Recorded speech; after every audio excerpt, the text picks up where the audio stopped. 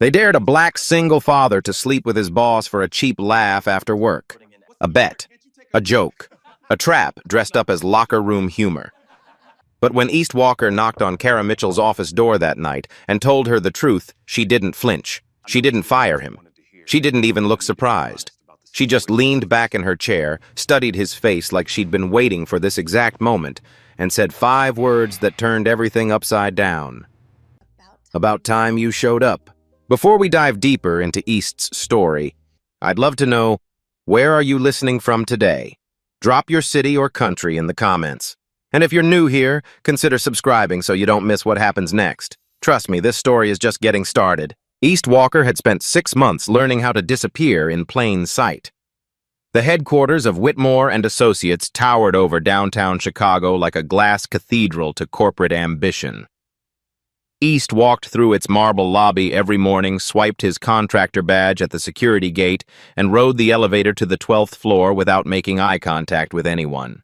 He had perfected the art of being present, but unseen, useful, but forgettable. It was safer that way. He was 35 years old, a single father, and the only black environmental contractor on a floor full of white executives who looked right through him. His job was to complete the sustainability audit for their new construction project, collect his paycheck, and go home to his daughter. Nothing more, nothing less. Serena was waiting for him every evening at the after-school program, her backpack too big for her small frame, her smile too bright for the fluorescent lighting of the pickup area. She was 8 years old and the center of his entire universe. One Thursday night, while East sat on the living room floor braiding her hair, Serena tilted her head back and looked up at him with curious eyes. "Daddy, how come you never tell me stories about work?" East kept his hands moving gentle and steady. "What kind of stories?" "Like funny ones." Mia's dad tells her about his crazy boss and the time someone microwaved fish in the break room and everyone got mad. East smiled despite himself. "My work isn't that exciting, baby girl." "But don't you have any friends there?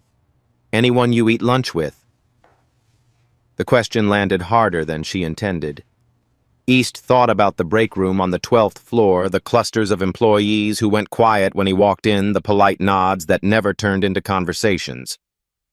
"Work friends are different from real friends," he said carefully. "You know what my real job is?" Serena scrunched her nose. "Saving the planet." "That's part of it." He finished the braid and turned her around to face him. "But my most important job is picking you up on time every single day. Everything else is just details." She seemed satisfied with that answer. East wished he could feel the same way. The truth was, he had learned to keep his distance from everyone at Whitmore and Associates, but one person made that discipline harder than it should have been. Kara Mitchell. She was the senior vice president of operations, the woman who had signed off on his contract, and the reason East made sure to take the stairs whenever he saw her waiting for the elevator. Kara was in her late 30s, with auburn hair she wore pulled back in a way that made her look perpetually ready for battle. She commanded every room she entered without raising her voice, and East had watched her dismantle a project manager's entire presentation with nothing but 3 quiet questions. She terrified most people. East wasn't terrified. He was careful. There was a difference. A black contractor getting too friendly with a white female executive was a story that wrote itself, and East had no intention of becoming a cautionary tale.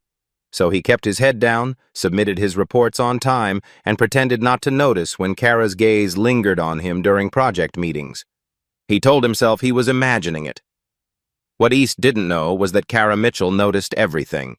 She noticed how he arrived 15 minutes early every morning and left exactly at 5 o'clock, never staying for the after-work drinks that the rest of the team used for networking. She noticed how he helped the cleaning staff pick up a cart of supplies they'd dropped in the hallway one evening, even though no one else in the corridor bothered to stop. She noticed how he ate lunch alone in the stairwell instead of the break room, and how he called someone every day at noon, his voice dropping to a softness that didn't match his reserved demeanor. Kara had spent 20 years climbing the corporate ladder by reading people, and East Walker was the most interesting thing she'd read in a long time. She didn't approach him. She didn't make her interest known. She simply watched and waited because Kara Mitchell had learned that the things worth having rarely came to those who chased them. 6 months passed. East continued to be invisible. Kara continued to wait. And then Clinton Reynolds decided to have some fun. Clinton was a senior analyst who had been with Whitmore for 8 years, long enough to feel ownership over the 12th floor and everyone on it. He was the kind of man who told jokes that weren't funny and expected everyone to laugh anyway. The kind who called the female assistants sweetheart and thought he was being charming. He had disliked East from the first day. Not openly, not in any way that could be reported to HR, but in the small cuts that accumulated over time. The way he talked over East in meetings. The way he forgot to include him in email chains. The way he made comments about diversity hires just loud enough for East to hear. East ignored all of it. He had dealt with men like Clinton his entire career. The best strategy was always the same. Don't react, don't engage, don't give them ammunition. But Clinton was tired of being ignored. It happened on a Friday evening after most of the floor had cleared out. East was packing up his laptop when Clinton appeared at his desk with 2 other analysts, Derek and Paul, trailing behind him like backup singers. "Walker, you heading out already?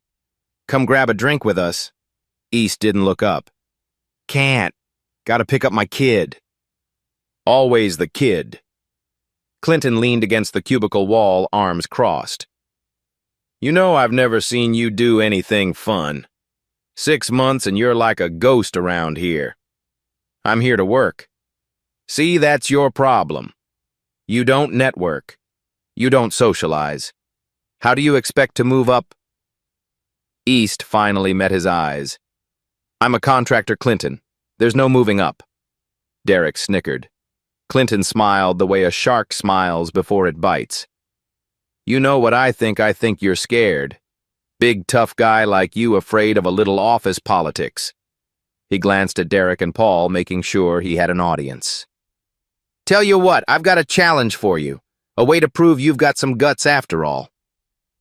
East should have walked away. Every instinct told him to grab his bag and leave. But something in Clinton's tone made him stay some warning bell that said this was more than just another petty provocation. "What kind of challenge?" Clinton's grin widened. "Kara Mitchell. Ice Queen of the 12th floor.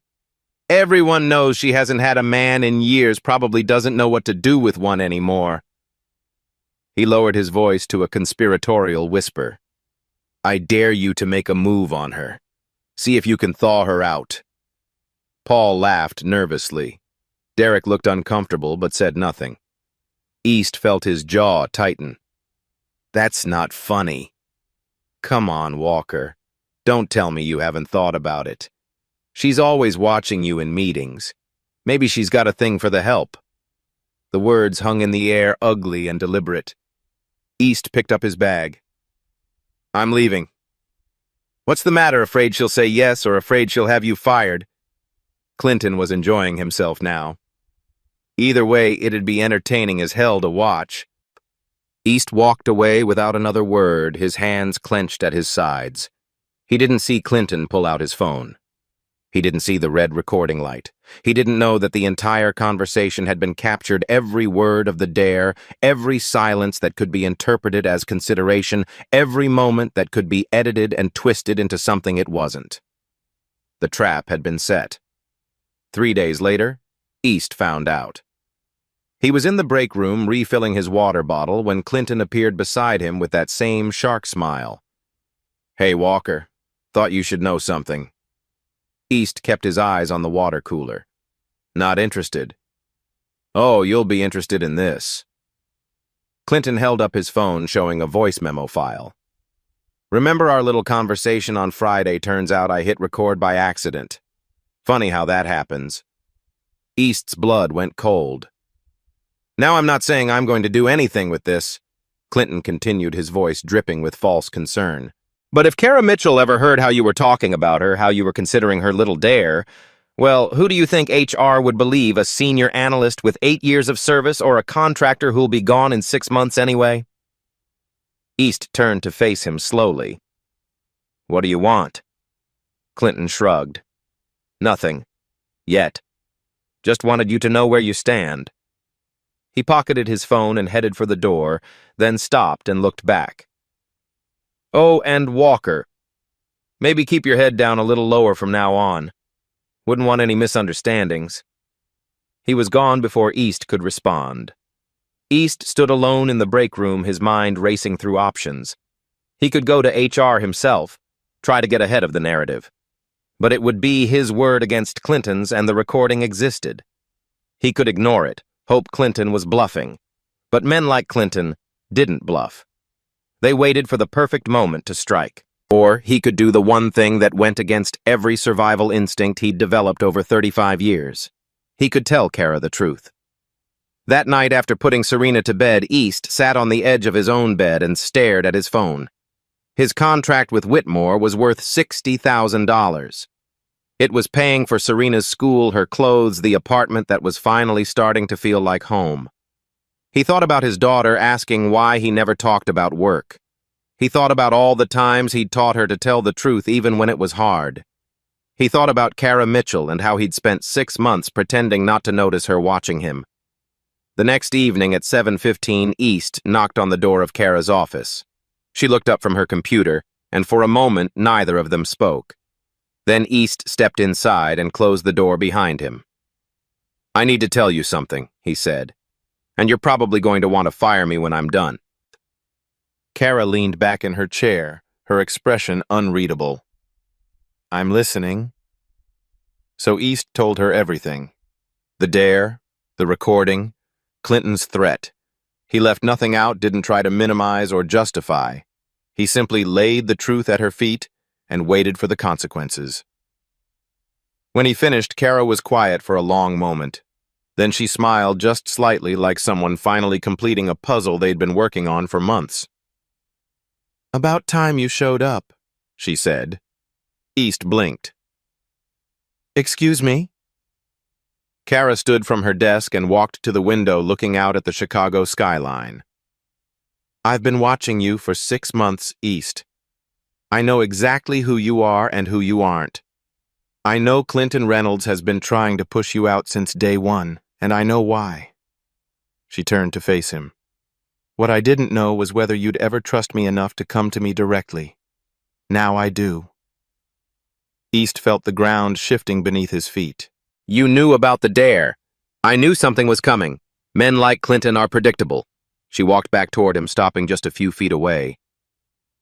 "What I didn't know was what you would do about it.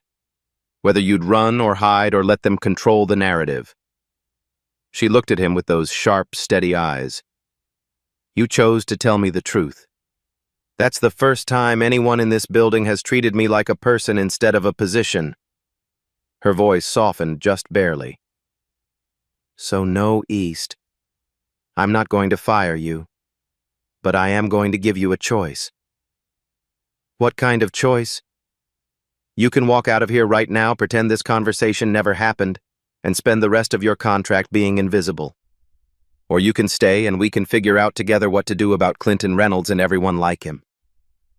She held his gaze unflinching. "But I want you to choose because you want to. Not because you're scared and not because you think you owe me something. That's the only way this works." East thought about Serena, about safety, about all the years he'd spent keeping his head down. Then he thought about the way Kara was looking at him like he was something more than a contractor, more than a problem to be managed, more than invisible. "Okay," he said quietly. "I'm staying." Kara nodded once, like she'd expected nothing less. "Good, then we have work to do." "Then we have..." The weeks that followed changed everything and nothing at the same time. On the surface, East Walker's life looked exactly as it had before. He still arrived at Whitmore and Associates 15 minutes early every morning. He still ate lunch alone, still left at exactly 5 o'clock, still picked up Serena from after-school care with minutes to spare. To anyone watching, he was the same invisible contractor he'd always been. But beneath the surface, something had shifted. He and Kara began meeting outside of work, always in places far from the office, always careful. A coffee shop in Lincoln Park. A quiet restaurant in Pilsen. Once a long walk along the lakefront where the November wind cut through their coats and Kara laughed at something he said, a real laugh that transformed her entire face. East hadn't heard her laugh before that night. He hadn't known she could. They talked about everything except work. Kara told him about growing up in a small town in Ohio, the only daughter of a mechanic and a school teacher who had no idea what to do with a girl who read business textbooks for fun. East told her about his grandmother in Detroit, the woman who had raised him after his parents fell apart, who had taught him that dignity wasn't something anyone could give you or take away. He didn't tell her about Serena's mother. Not yet. Some doors stayed closed until the right moment. What surprised East most was how easy it was. He had spent so long keeping everyone at a distance that he'd forgotten what it felt like to be known. Kara didn't treat him like a project or a problem.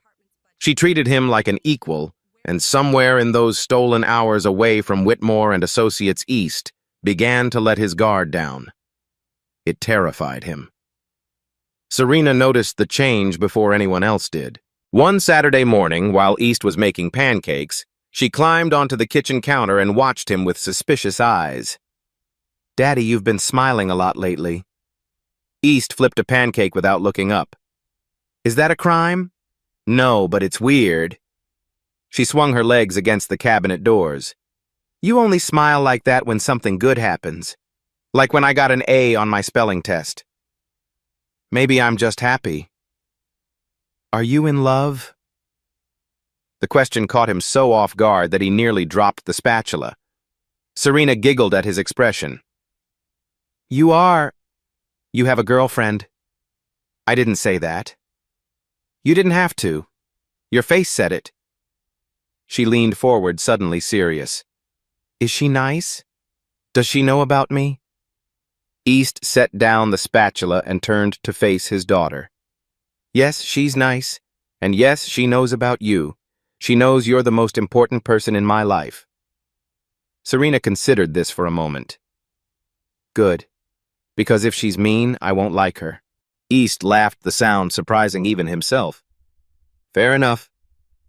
"Daddy," Serena's voice went soft. "I just want you to be happy. You work so hard all the time. You deserve someone who makes you smile." East felt something tighten in his chest. 8 years old, and she understood more than most adults he knew. "Come here," he said, and she jumped off the counter into his arms. For a moment, holding his daughter in the morning light of their small kitchen, East let himself believe that maybe things could work out. Maybe he could have this, the job, the woman, the life he'd never dared to imagine. He should have known better. 3 weeks after that Saturday morning, Kara revealed something that changed his understanding of everything.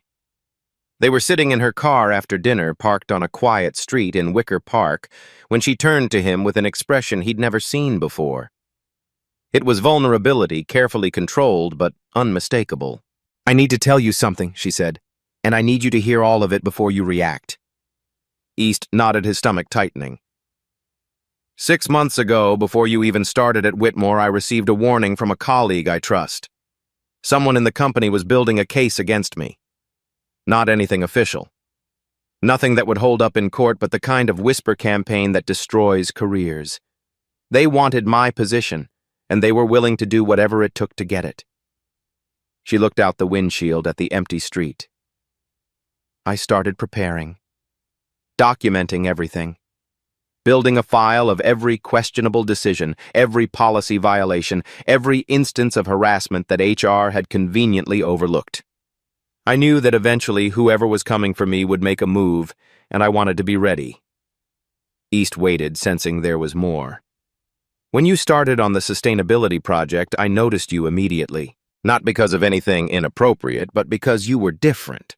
You didn't play the games everyone else played.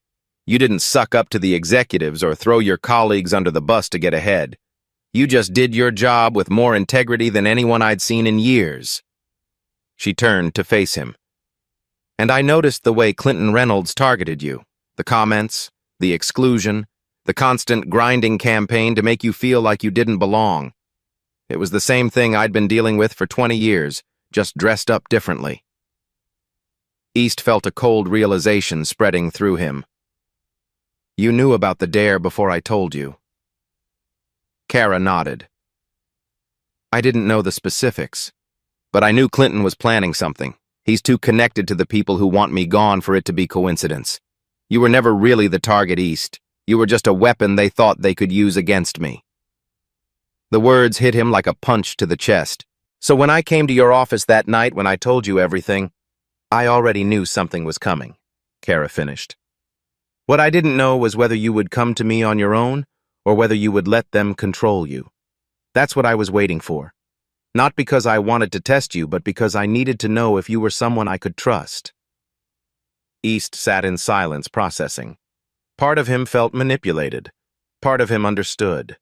And part of him recognized something he hadn't wanted to admit. Kara had been fighting her own invisible war this entire time, and she had chosen him as her ally. So, what now? He asked finally. Kara reached into her bag and pulled out a thick manila folder. Now we stop being defensive and start being strategic. Everything Clinton has on you, I have 10 times worse on him and his friends. But I'm not going to use it unless you're with me. This has to be a choice, East. Your choice. She held out the folder. East looked at it for a long moment, then he took it from her hands. I'm with you. Kara's smile was small but real. Then let's get to work. But Clinton moved faster than either of them anticipated. 2 weeks later, East was called into a meeting with Human Resources. The HR director was a thin woman named Patricia Holloway with reading glasses perched on her nose and a practiced expression of neutral concern. Sitting beside her was a man East recognized from legal, and in the corner taking notes was Clinton Reynolds himself. East felt his heart sink the moment he walked in. Mr. Walker, thank you for coming, Patricia said, gesturing to an empty chair. Please have a seat. East sat, keeping his face carefully blank. We've received a complaint regarding your conduct with a senior executive, Patricia continued, sliding a document across the table. Specifically allegations of an inappropriate relationship with Ms. Kara Mitchell. East looked at the document. It was a formal complaint filed by Clinton, complete with the audio recording and a carefully constructed timeline of suspicious interactions between East and Kara. Every coffee break, every meeting that ran long, every time they had been seen speaking in the hallway, all of it twisted into evidence of something sordid. We take these matters very seriously, Patricia said. The recording suggests that you were challenged to pursue Ms. Mitchell romantically, and your subsequent behavior indicates that you may have acted on that challenge. East could feel Clinton watching him from the corner, barely containing his satisfaction. I'd like to respond to these allegations. East said, his voice steady despite the rage building in his chest. Patricia nodded. Of course. That's why we're here. First, the recording was made without my knowledge or consent, which I believe violates company policy regarding workplace surveillance. Second, the conversation captured was a dare initiated by Mr. Reynolds, not something I participated in willingly. And third, Mr. Walker, Patricia interrupted, the content of the recording is concerning regardless of how it was obtained. You can clearly be heard discussing a potential relationship with Ms. Mitchell. Whether or not you acted on it, the fact that such a conversation took place raises serious questions about your professionalism. East opened his mouth to respond, but Clinton cut in smoothly. Patricia, if I may. He stood crossing his arms with theatrical concern. I want to be clear that I didn't file this complaint to harm Mr. Walker. I filed it because I was genuinely worried about Ms. Mitchell. She's a respected leader in this company, and the idea that someone might be taking advantage of her position. No one is taking advantage of anyone. The voice came from the doorway. Everyone turned to see Kara Mitchell standing there, her expression cold enough to freeze the room. Ms. Mitchell, Patricia said, clearly flustered. This is an HR matter. You shouldn't be here. When the HR matter involves false accusations against me and my staff, I absolutely should be here. Kara walked into the room and closed the door behind her. I've heard enough to understand what's happening. Mr. Reynolds filed a complaint based on an illegally obtained recording, manipulated evidence, and personal animosity. I'd like the opportunity to present my own documentation before any conclusions are drawn. Patricia exchanged an uncertain glance with the man from legal. That's not standard procedure. Neither is allowing the complainant to sit in on the investigation of his own complaint. Kara's gaze landed on Clinton, who had gone very still. But here we are. The room fell silent. Patricia cleared her throat. Perhaps we should adjourn and reconvene once we've had a chance to review all relevant materials. Perhaps you should, Kara agreed. And while you're reviewing, I suggest you take a close look at the complete audio file from that evening, not the edited version Mr. Reynolds submitted. I have a copy obtained through proper channels that tells a very different story. She looked at East, and something passed between them, a silent acknowledgement that the battle had begun. This meeting is over, Patricia said finally. We'll be in touch. East stood and walked out without looking at Clinton. Kara followed a moment later, and they didn't speak until they reached the empty stairwell at the end of the hall. That was risky, East said quietly, walking in there like that. It was necessary. Kara leaned against the wall, some of the tension leaving her shoulders. They were about to railroad you, and I wasn't going to let that happen. But now they know about us, about whatever this is. Kara met his eyes. East, they were always going to find out. The only question was whether we controlled the narrative or let Clinton control it. I chose option 1. East thought about Serena, about the contract that was paying for her school, her clothes, their apartment, about everything he stood to lose. What happens now? Kara straightened her armor, sliding back into place. Now we wait for the review, and we prepare for whatever comes next. She reached out and touched his arm just briefly. You're not alone in this. You need to remember that. East wanted to believe her. But as he watched her walk away, he couldn't shake the feeling that he was standing on the edge of something he couldn't control.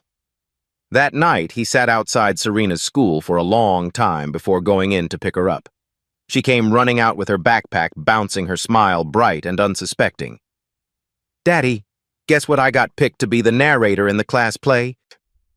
East forced a smile. That's amazing, baby girl. I'm so proud of you. In the car on the way home, Serena chattered about rehearsals and costumes while East tried to focus on her words instead of the weight pressing down on his chest. If he lost this contract, he lost everything. If his reputation was destroyed, it would follow him to every job interview, every new opportunity. And Serena would grow up knowing that her father had been branded as someone who crossed lines, who didn't know his place. His phone buzzed. A text from Kara. You're thinking about running, I can tell. Don't. He stared at the message for a long moment. Another text followed. If you run, they win. And Serena will grow up thinking that running is the answer. East closed his eyes. She was right. He knew she was right. But knowing and doing were two different things. Daddy! Serena's voice cut through his thoughts. Are you okay? East looked at his daughter in the rearview mirror, her worried eyes, her small face that trusted him to have all the answers.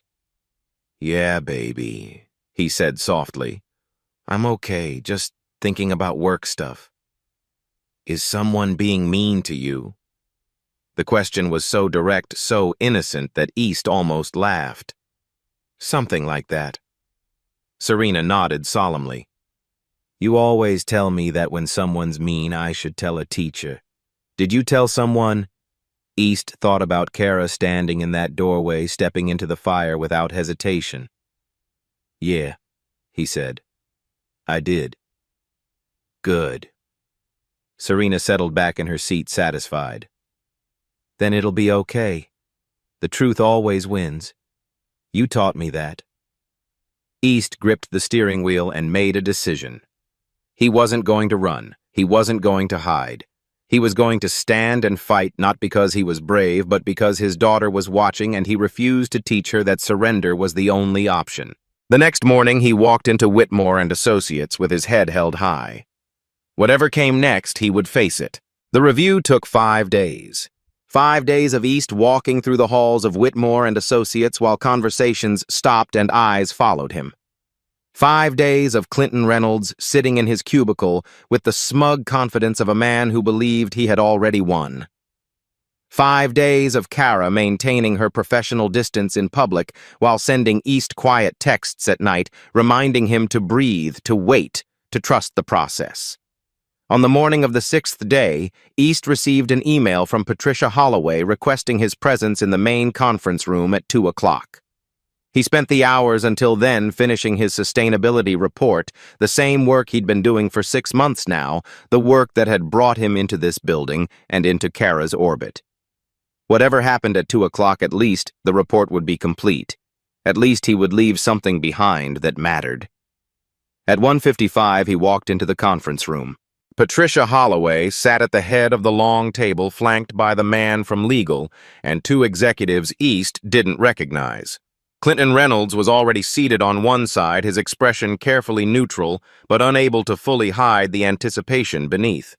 Derek and Paul were notably absent, and in the corner, standing rather than sitting, was Kara Mitchell. Patricia looked up as East entered. "Mr. Walker, please have a seat." East sat across from Clinton, keeping his posture straight and his face calm. He had learned a long time ago that showing fear only gave people permission to hurt you. "We've completed our review of the complaint filed by Mr. Reynolds." Patricia began adjusting her reading glasses. "We've examined the audio recording, conducted interviews with relevant parties, and reviewed all documentation submitted by both sides." She opened a folder in front of her, and East noticed it was thick with papers. "The original recording submitted by Mr. Reynolds was edited. The complete file which Ms. Mitchell provided reveals that the conversation in question was initiated by Mr. Reynolds as a deliberate provocation. Mr. Walker did not participate in the so-called dare, and in fact explicitly rejected it before leaving the scene." Clinton shifted in his seat. "That's not entirely accurate. The recording clearly shows—" "Mr. Reynolds." Patricia's voice went sharp. "You'll have your opportunity to speak. Right now I'm presenting our findings." Clinton fell silent, but the color was rising in his face. Patricia continued. "Additionally, our investigation revealed that the recording was made without Mr. Walker's knowledge or consent, which violates company policy regarding workplace privacy. Mr. Reynolds, you were aware of this policy when you were hired, and you signed documentation acknowledging your understanding of it." She pulled out another document. "Furthermore, Ms. Mitchell submitted a file containing 3 previous complaints against Mr. Reynolds from other employees, all alleging harassment and bullying behavior.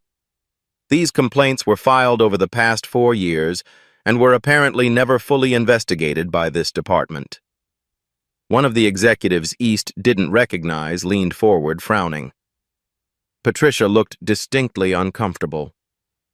"That's a separate matter that will be addressed internally," she said quickly. "But it is relevant to establishing a pattern of behavior." East glanced at Kara.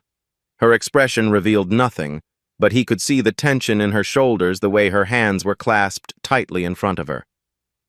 "Based on our findings," Patricia said, "we have concluded that Mr. Walker did not engage in any inappropriate conduct. The complaint filed against him is without merit and will not be entered into his personnel file." East felt the breath he'd been holding release from his chest. "However," Patricia's gaze moved to Kara. "Ms. Mitchell, we need to address the nature of your relationship with Mr. Walker. You've indicated that a personal relationship exists between you. Is that correct?" The room went very still. Kara stepped forward from her position in the corner, moving to stand beside the table where everyone could see her clearly. "Yes," she said. "It is correct." Clinton made a small sound of triumph. "Ms. Mitchell," the executive East didn't recognize, spoke up. You understand the implications of this admission. Mr. Walker is a contractor under your supervision. A personal relationship creates a conflict of interest that could expose the company to significant liability. Kara nodded. I understand the implications perfectly. I've worked in corporate environments for 20 years, and I know exactly how this looks on paper. A female executive and a black male contractor. The whispers have already started. Some people in this room probably already have their conclusions drawn. She looked directly at Clinton as she said it, and he had the decency to look away. But here's what I need this committee to understand. Kara's voice was steady, but something underneath it was raw and real. East Walker came to my office 7 weeks ago and told me the truth about the situation with Mr. Reynolds. He didn't have to do that. He could have ignored it, covered it up, or tried to handle it on his own. Instead, he walked into my office knowing it might cost him his contract, his reputation, everything he'd worked for, and he told me the truth anyway. She turned to look at East, and for a moment the armor she always wore seemed to fall away. In 20 years of corporate leadership, I have never had anyone treat me with that kind of respect. Not because of my position, but in spite of it. East Walker is honest, he is principled, and he is braver than anyone in this room, including me. She turned back to the committee, her voice strengthening. So yes, I have feelings for him. I'm not going to apologize for that. If having feelings for a good man is a fireable offense, then fire me. But you should know that if you do, I'll walk out of here with my integrity intact. Can everyone at this table say the same? The silence that followed was absolute. Patricia Holloway looked at the executives, who looked at each other, who looked at the man from legal. No one seemed to know what to say. Finally, the executive who had questioned Kara spoke. Ms. Mitchell, no one is suggesting that you be terminated. We simply need to ensure that proper protocols are followed going forward. Kara nodded once. Then let me suggest a protocol. East Walker's contract ends in 3 weeks. After that, he will no longer be under my supervision and any conflict of interest will be resolved. Until then, I will recuse myself from any decisions regarding his work. His reports will go directly to operations oversight. She looked at Patricia. Is that acceptable? Patricia seemed relieved to have a solution offered. That seems reasonable. Legal, any objections? The man from legal shook his head. Then I think we're done here. Patricia closed her folder and stood. Mr. Walker, you're free to continue your work. Mr. Reynolds, please remain behind. We have additional matters to discuss regarding your conduct. Clinton's face went pale. East stood and walked toward the door, resisting the urge to look back at the man who had tried to destroy him. As he passed Kara, their eyes met briefly, and she gave him the smallest nod. It was over. They had won. But East knew better than to think that winning came without cost. 3 weeks later, East Walker walked out of Whitmore and Associates for the last time. His contract was complete, his final report submitted, his badge surrendered to security. Clinton Reynolds had been suspended pending a full investigation into his conduct, and the whisper campaign against Kara had quietly dissolved once it became clear that the people behind it had lost their most useful weapon. East had kept his distance from Kara during those final weeks, partly because of the protocol she'd established, and partly because he needed time to process everything that had happened. For 6 months, he had been invisible. Now suddenly he was visible in ways he'd never anticipated, and he wasn't sure yet what that meant. Serena was waiting for him outside her school when he pulled up her narrator costume for the class play clutched in her hands. Daddy, look, my costume came today. She held up a sparkly cape that was slightly too big for her. That's beautiful, baby girl. East helped her into the car and buckled her seatbelt. You're going to be the best narrator that school has ever seen. Are you coming to the show? It's next Friday. I wouldn't miss it for anything. Serena studied his face with those perceptive eyes of hers. You look different today, Daddy. Like you're not worried anymore. East smiled. Maybe I'm not. Did the mean person at work get in trouble? He thought about Clinton Reynolds sitting alone in that conference room, realizing too late that he had underestimated everyone around him. "Yeah, baby, he did." Serena nodded with satisfaction. "Good. I told you the truth always wins." That evening, after Serena was asleep, East sat on his front steps and looked up at the Chicago sky, too bright with city lights to show many stars. His phone buzzed in his pocket, and he knew who it was before he looked. "There's a coffee shop in Lincoln Park," Kara's text read. "The one where you made me laugh so hard I snorted. Tomorrow morning, 10 o'clock. No more protocols." East smiled and typed back, "I'll be there." The next morning, he walked into the coffee shop and found Kara already seated at a corner table. She looked different outside the context of Whitmore and Associates, softer, somehow less armored. When she